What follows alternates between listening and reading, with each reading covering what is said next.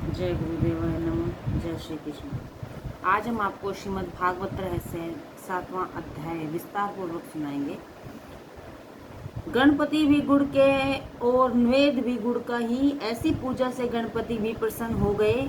उस यजमान का विवाह कार्य निर्विघ्न समाप्त हो गया, क्योंकि कार्य की भावना तो शुद्ध ही थी।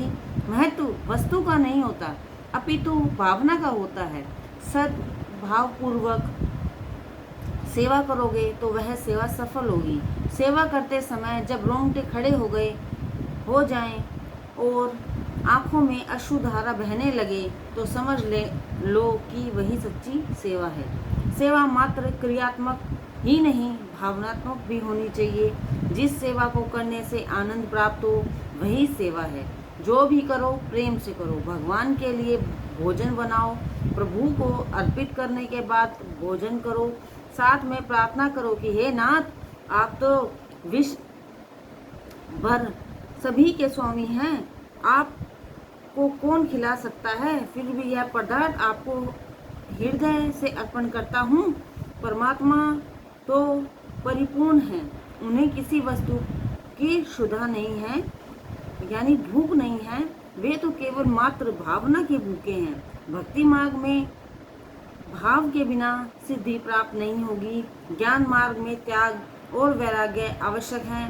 पिता बालक को रुपया देता है, वह कभी वापस भी मांग लेता है। यदि बालक रुपया वापस नहीं देगा तो पिता को दुख होगा कि यह रुपया इसे मैंने ही दिया है, फिर भी यह मुझे नहीं दे रहा है। अपितु यदि वह बालक रुपया वापस दे देता है तो पिता को खुशी होगी। रुपया तो उसी का है, परंतु उसे पाकर संतुष्टि प्राप्त होगी। ईश्वर जीव मात्र के पिता हैं, उन्होंने हमें जो कुछ भी दिया है वही तो हमें उनको देना है। प्रतिज्ञा करो कि ठाकुर जी को अर्पित किए बिना कुछ भी नहीं खाओगे। कई बार ऐसा भी देखने को आता है कि घर के सारे लोग भोजन करने के लिए बाहर जाते हैं तो भगवान को मात्र दूध ही देते हैं और कहते हैं कि नाथ, आज तो दूध ही पी लीजिए, क्योंकि हम तो आज किसी होटल में भोजन करने के लिए जा रहे हैं। यह अच्छी बात नहीं है। घर में चाहे कोई भी भोजन करने वाला नहीं हो, पर भगवान के लिए प्रेम से सभी कुछ बनाना चाहिए। किसी भी मूर्ति के स्वरूप की स्थापना करके उसकी प्रेम और भावपूर्वक सेवा करो। चित्त स्वरूप की अपेक्षा मूर्ति स्वरूप अधिक अच्छा होता है। सेवा करते समय मन में यही भाव रखो कि यही साक्षात परमपिता परमात्मा है। सेवा में आरंभ ध्यान करो, संपत्ति के अनुसार व्यय भी करो। सुंदर सिंहासन बनाओ, भावना ध्यान करो। भगवान वैकुंठ से इधर ही आ रहे हैं और मेरे घर में सेवा रूप से प्रविष्ट हो रहे हैं। प्रभु सेवा करते समय किसी से बात मत करो, उसे भी नमस्कार कर लो, क्योंकि परमात्मा से न तो कोई श्रेष्ठ है और न कोई सम्मानीय है। तुम जैसा प्रेम अपने ईश्वर से करते हो वैसा ही प्रेम अपने ठाकुर जी के प्रति भी रखो। परमात्मा के हम पर अनंत उपकार हैं। सदैव यही बात याद रखो कि प्रभु ने मेरी रक्षा की है। मैं तो प्रभु का दास हूँ, सेवक हूँ। सेवा का दास्य भाव महत्वपूर्ण है। दास्य सेवा में एक तो हृदय नहीं पिघलेगा, तब तक सेवा सफल नहीं होती। सेवा प्रेम और समर्पण भाव से करो, परंतु जब मूर्ति के प्रति भगवत भाव न जागे तब तक प्रत्येक पदार्थ के प्रति भी ईश्वर भाव नहीं जागेगा। सेवा करते समय यही ध्येय रखना चाहिए कि हमारे सन्मुख प्रत्यक्ष परमात्मा ही विराजमान हैं। कभी किसी दिन हमसे कोई पाप हो गया होगा तो उस दिन सेवा करते समय प्रभु कुछ अप्रसन्न से दिखाई देंगे। जीव जब पाप करता है तो प्रभु को कष्ट होता है, उन्हें दुख होता है। अतः सेवा सदैव शुद्ध मन से करो। मन मलिन रहेगा तो सेवा में भी आनंद प्राप्त नहीं होगा। प्रभु की चरण सेवा में भावना और अटलता कैसी होनी चाहिए, इस विषय में महाराज नामदेव ने एक प्रसंग का वर्णन किया गया है। नामदेव महाराज के घर पर प्रतिदिन भगवान विट्ठलनाथ की सेवा पूजा की जाती थी। उस समय वे केवल मात्र 3 साल के बालक थे।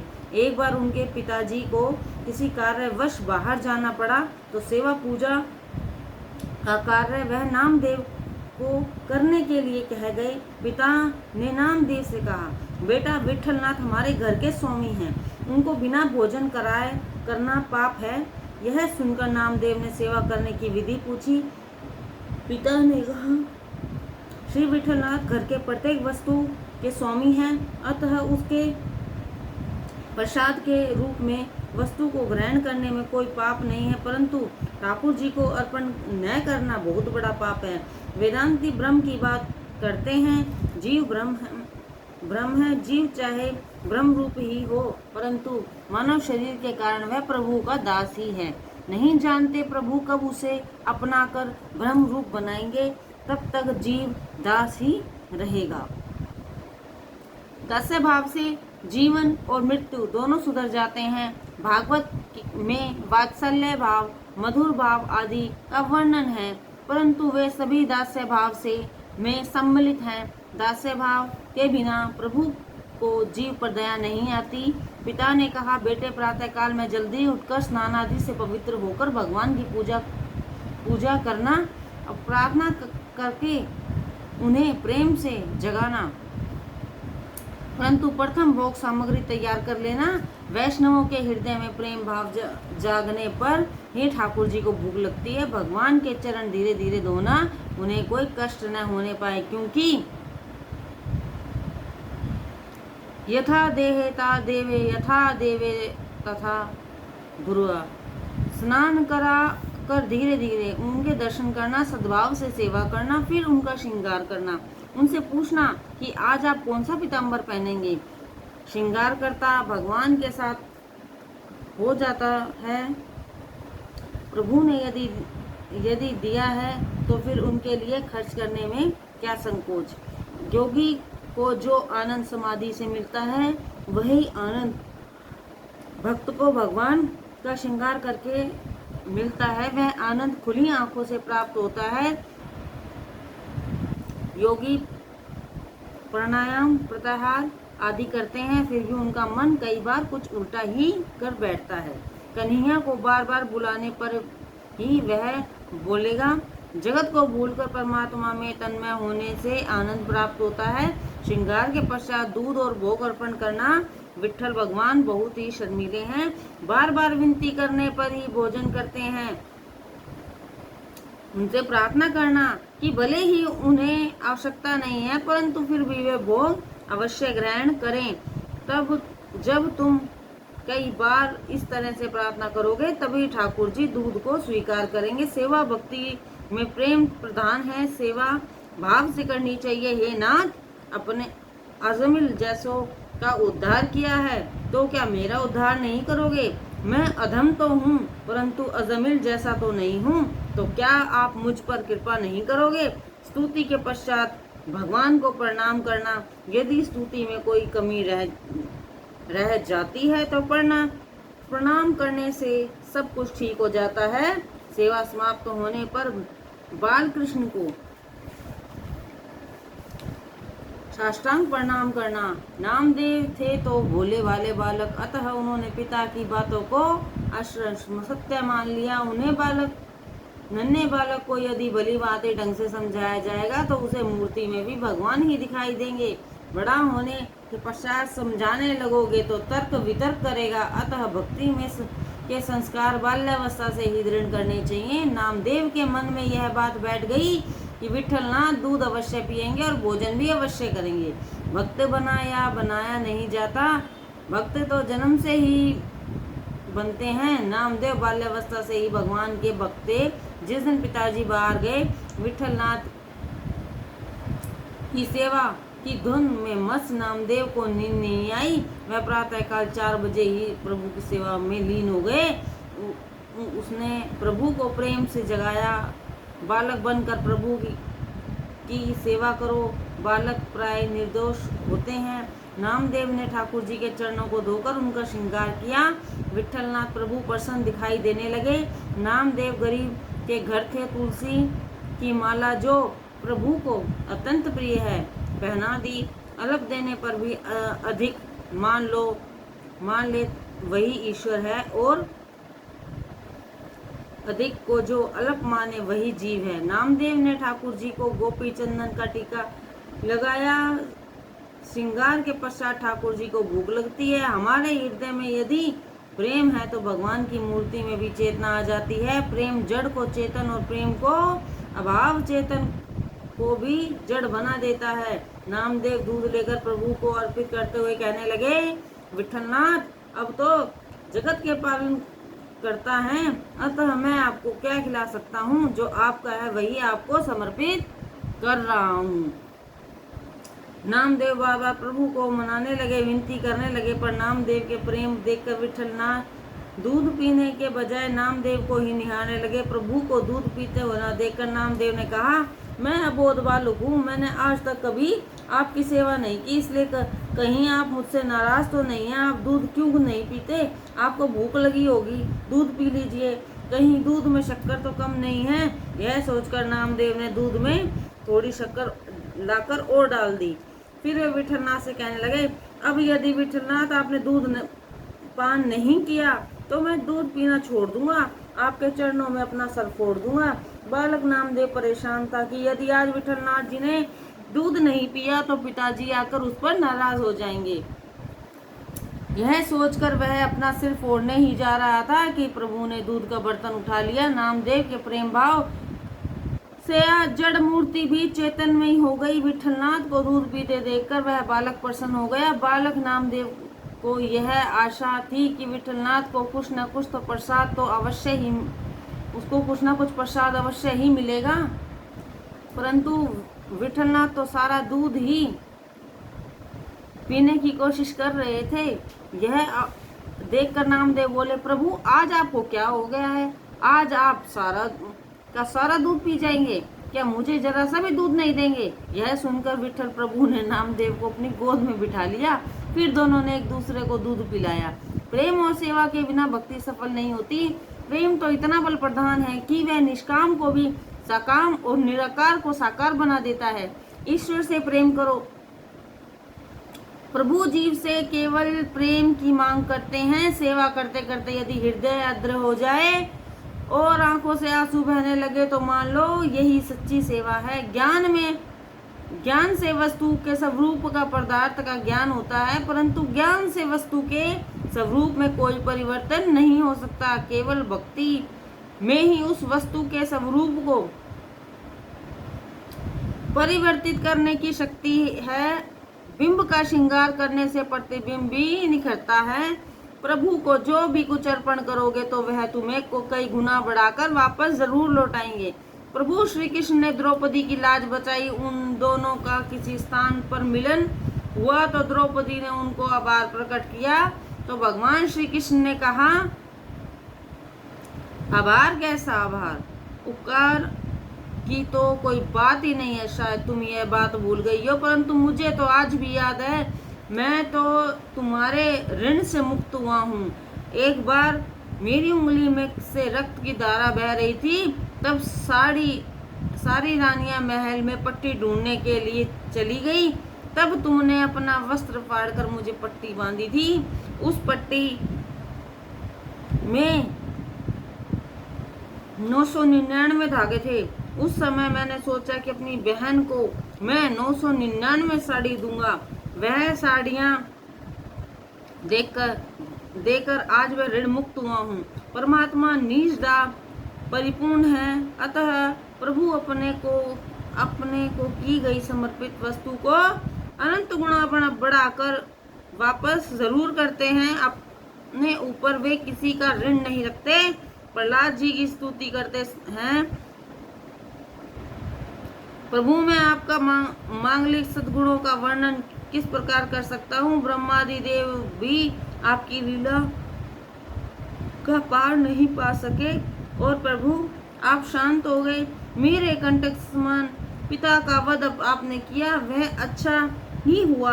आपके इस भयंकर स्वरूप को देखकर देवता भयभीत हो रहे हैं, परंतु मुझे भय नहीं हो रहा। आपके इस उग्र स्वरूप को देखकर मुझे भय नहीं हो रहा है। मुझे तो इस संसार का ही डर है। हे दीन बंधु, मुझे तो मात्र इस असहाय और उग्र संसार चक्र में पिस जाने का ही भय है। मेरे कर्म पाशों से बंद कर मुझे इन भयंकर जीव जंतुओं के बीच छोड़ दिया है। से सब जीवों के एकमात्र शरणदाता और मोक्ष स्वरूप अपने चरण कमलों में प्रभु को आप प्रसन्न होकर मुझे कब शरण देंगे। हे प्रभु, आप ही सभी के आश्रयदाता हैं। आप ही हमारे सहृदय और परमादय हैं। आपकी कथा लीला का गुणगान करते हुए मैं बड़ी सुगमता से इस संसार की सभी कठिनाइयों को पार कर जाऊंगा। हे परमेश्वर, जिन्हें प्राप्त करने के लिए संसारिक लोग अति उत्सुक रहते हैं, स्वर्ग में प्राप्त लोकपालों की आयु, लक्ष्मी और वैभव वह सभी में देख चुका है। मेरे पिता के सामर्थ्य है, स्वर्ग की सारी संपत्ति भी उनके पास थी, फिर भी उनका नाश हो गया। भोग और उपभोगों के सारे विनाशकारी परिणाम मैंने देख लिए हैं। अंततः मैं भोगों दीर्घायु, लक्ष्मी, ऐश्वर्य, ज्ञान, इंद्रियां, भोग्य वस्तु या ब्रह्मा का वैभव आदि की भी इच्छा नहीं करता। मैं तो कहता हूँ, हे प्रभु, यह संसार तो एक अंधकार रूपी गहरा कुआं है, जिसमें काटने के लिए सदैव तत्पर एक काल सर्प घूमता रहता है। इस कुएं में विषय भोगों की इच्छा रखने वाले मनुष्य फंसे हुए हैं। हे वैकुंठनाथ, यह सब कुछ जानते हुए भी मेरा मन आपकी कथा लीलाओं में नहीं लग पाता।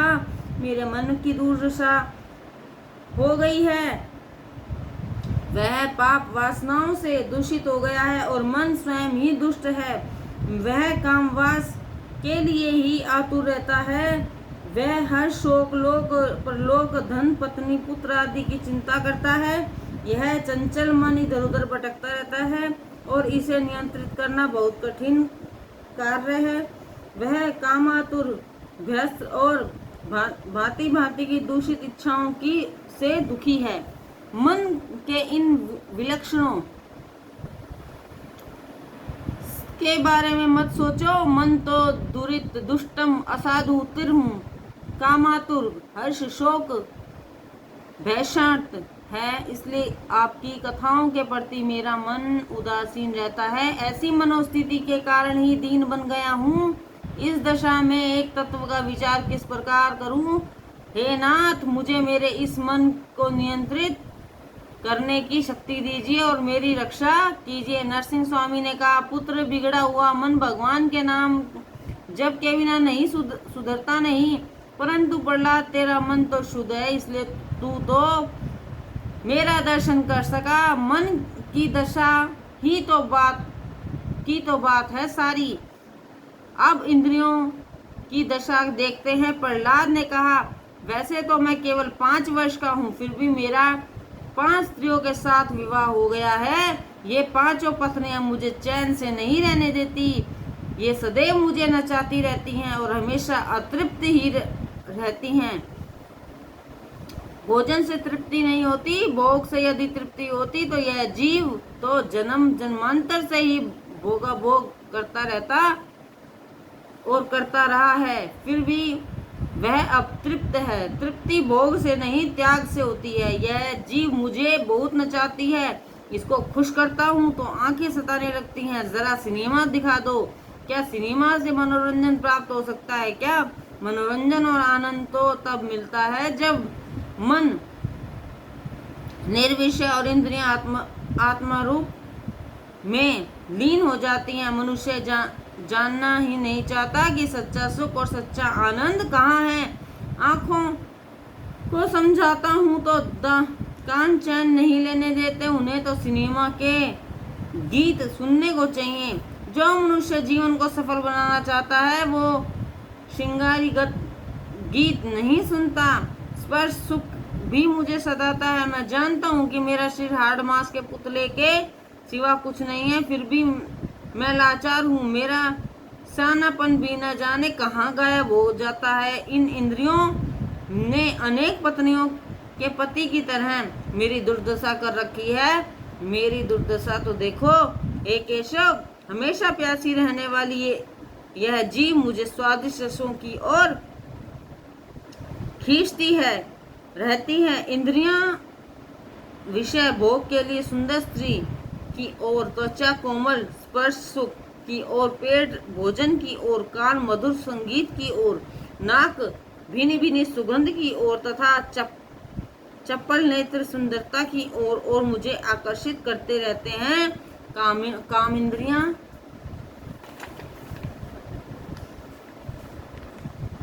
भी अपने अपने विषय की ओर खींचती रहती है। मेरी दशा तो ऐसी हो गई है जैसे कई पत्नियां मिलकर पति को अपने अपने शयन कक्ष की ओर घसीटती हैं। कोई एक चोर किसी के घर चोरी करने गया। वह घर किसी बड़े साहब का था जिनकी 2 पत्नियां थी। जब पत्नी साहब के केश पकड़कर ऊपर की ओर खींच रही थी तो दूसरी पत्नी साहब के पांव पकड़कर नीचे की तरफ घसीट रही थी।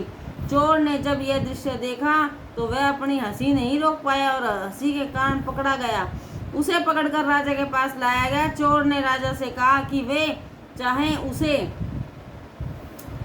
कोई भी दंड दे दें परंतु 2 पत्नी वाले साहब की भांति सजा न दे। यह कथा किसी और साहब की नहीं है, जीव मात्र की है। 5 इंद्रियों के 5 विषय सच्चे पति नहीं है किंतु पति बनना चाहते हैं। वैसे तो 5 इंद्रियों के पति तो परमपिता परमात्मा ही हैं। इंद्रियां परमात्मा के साथ ही सोती हैं। वे विषयों के साथ नहीं सो सकती। तृप्ति भोग से नहीं त्याग से होती है। इंद्रियों के प्रबल आवेग को सहन करके उसे वश में करोगे तो सुखी रहोगे। भोग से वासना बढ़ती है। भोग और उपभोग से इंद्रियों की रक्षा नहीं, क्षय ही नाश होता है। भक्ति रस से ही इंद्रियां पुष्ट होती हैं। विषयों का चिंतन करने से शक्ति का ह्रास होता है। ईश्वर स्मरण से शक्ति प्राप्त होती है। प्रहलाद आगे कहते हैं, प्रभु आप कहते हैं कि संसार का मोह त्याग कर मेरा भजन करो, परंतु भजन करें तो कैसे करें? आपकी माया ने विषयों का एक ऐसा माया जाल बिछाया है कि क्या बताऊं, जिससे मैं फंसकर बड़े बड़े महाज्ञानी भटक जाते हैं। फिर साधारण जीव की क्या बात है। वैसे तो यह संसार सुख एक विष के समान है, परंतु फिर भी अमृत की भांति लगता है। अपने संसार के ये विषय इतने आकर्षक क्यों बनाए? जगत में इतने सुंदर पदार्थों की रचना ही क्योंकि इनको देखकर ही तो इंद्रियां लालच में आकर फंस जाती हैं। नाथ, मैं एक बालक हूँ, मेरी गलतियों को क्षमा करें, परंतु मेरा कहना यही है कि संसार को आपने ही सुंदर बनाया है, तभी ये इंद्रियां मोहग्रसित हो जाती हैं। संसार के विषय इतने खूबसूरत हैं कि आंखों ने देखा नहीं कि मन चलायमान हो जाता है। यदि आपने इस जगत का इतना खूबसूरत बनाया न होता तो कितना अच्छा होता। आप इंद्रियों को वश में करने के लिए कहते हैं, परंतु जगत में इन सुंदर दृश्यों को देखकर सारा स्यादापन धरा रह जाता है। परमात्मा ने तो सोच समझकर ही इस सुंदर जगत की रचना की है जिससे उसकी संतान सुखी रहे, परंतु मर्यादा का उल्लंघन करके आसक्त रहकर भोग और उपभोग करके मनुष्य दुखी रहे तो इसमें ईश्वर का क्या दोष? जीव मर्यादा भंग करके विषयों का उपभोग करे और दुखी हो जाए तो इसमें प्रभु का क्या दोष? नरसिंह भगवान प्रहलाद को समझा रहे हैं, प्रहलाद जीवों को सुखी रखने के लिए ही मैंने इस सुंदर जगत की रचना की है, परंतु मनुष्य यदि आसक्ति पूर्वक पदार्थों का उपभोग करके दुखी होता रहे तो इसमें मेरा क्या दोष है? मर्यादा पूर्वक पदार्थों और विषयों को भोगने वाला प्राणी सुखी रहता है। विषयों के उपभोग के समय जीव को यह नहीं भूलना चाहिए कि इस संसार का निर्माण करने वाला ईश्वर है।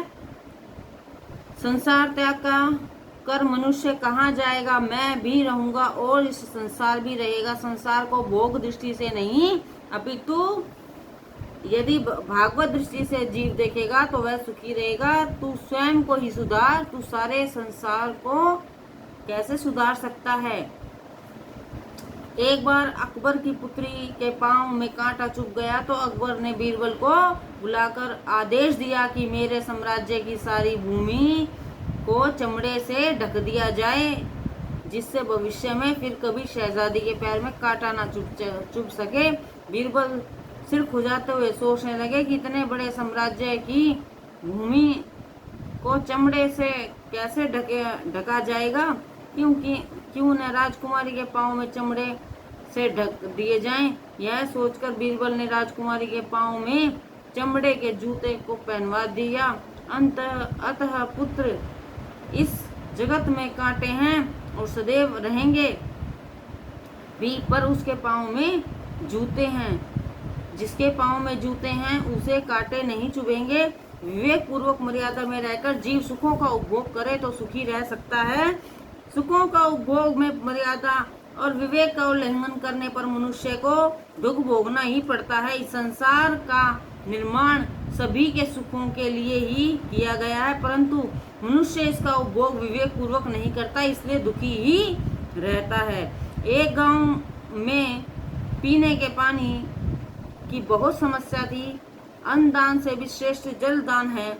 अतः वहां रहने वाले सेठ ने 15-20 रुपए की लागत से गांव में एक कुआं बनवा दिया। वहां रहने वाले लोग जल का उपयोग करते और सेठ को दुआ देते। एक दिन इत्तेफाक से वहां खेलता हुआ एक बालक कुएं में गिरकर मर गया। अति दुख में बुद्धि का नाश हो जाया करता है। उस मृत बालक का पिता सेठ के साथ झगड़ा करने लगा, गालियां देते हुए कहने लगा, यह सब तुम्हारे कारण हुआ है। यदि तुम यह कुआं नहीं बनवाते तो आज मेरा बालक जीवित होता। यह सोचने वाली बात यह है कि क्या सेठ ने वहां कुआं उस बालक को मारने के लिए बनवाया था? उसने तो वह कुआं सभी गांव वालों के लाभ के लिए बनवाया था। परोपकारी काम करने के कारण जहां सारा गांव उसे दुआएं देता था, परंतु जो बालक मर गया वह अच्छा तो नहीं हुआ। परंतु इसमें उस सेठ का क्या दोष था? यह संसार एक कुएं की बात है, परंतु किसी को डुबाने के लिए इसका निर्माण नहीं किया गया है। प्रहलाद जी कहने लगे, हे प्रभु, आपको अपराधी कौन कह सकता है? परंतु इन विषयों को बनाकर आपने ठीक नहीं किया। अतः अब हमें यह समझाइए कि जिससे कि इस संसार के विषयों में मन ना फंसने पाए, इसके लिए हमें क्या करना चाहिए? नरसिंह भगवान कहने लगे, इस संसार को सुखी करने के लिए मैंने 2 अमृत भी बनाए हैं।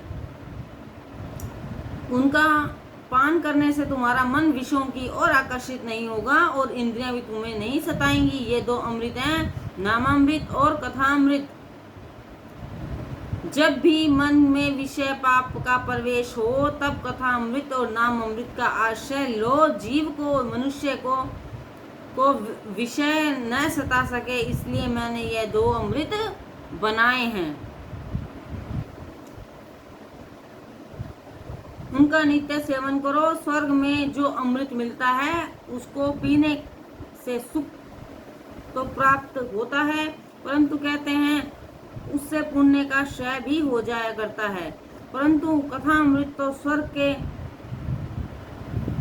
उस अमृत से भी अधिक श्रेष्ठ है। जो कथा अमृत का पान करने से पापों का क्षय होता है, लीला कथा और नाम अमृत है।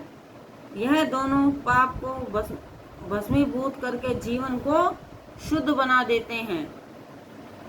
मृत्यु सभी का भक्षण करती है, परंतु श्री रामचंद्र मृत्यु भक्ष के भी काल हैं। रावण को मारने के लिए ही उनको यह सब क्यों करना पड़ा? रावण का वध करने के लिए राम जी को ऐसी लीला क्यों रचनी पड़ी? राम तो काल के भी काल हैं। ईश्वर तो अनंत शक्तिशाली है। वे तो संकल्प मात्र से ही रावण का वध कर सकते थे, परंतु श्री रामचंद्र जी ने यह सारी लीला इसलिए रची थी कि जनता रामायण का पाठ करे। रामायण पाठ सुनने के समय तो मनुष्य इस जगत को भूलेंगे नहीं, उन्होंने रावण का वध करने के लिए नहीं, अभी तो कलयुग के मनुष्य के लिए लीला श्रवण में तलीन करने के लिए अवतार लिया था। लीला मोक्ष प्रदान करने वाली है। जय श्री कृष्ण, जय गुरुदेव।